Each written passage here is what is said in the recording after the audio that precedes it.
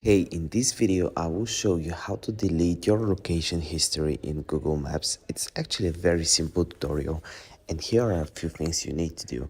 First, you want to go over to Google Maps right here to show your location. Currently I'm on vacation, so slap the like button.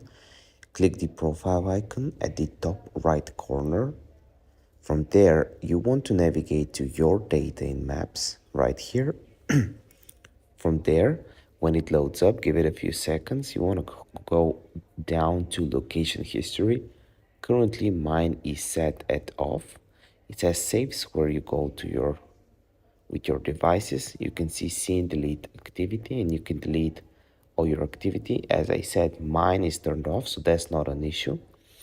What you can do also when you click here, another cool thing is that if you set it to on, you can set it to how fast do you want it to. You can have an auto delete option, for example, 18 months or 3 months and 30 or 36 months. If you still have any questions or issues, let me know in the comment section down below and I'll try to help you out. Slap the like button and see you next one.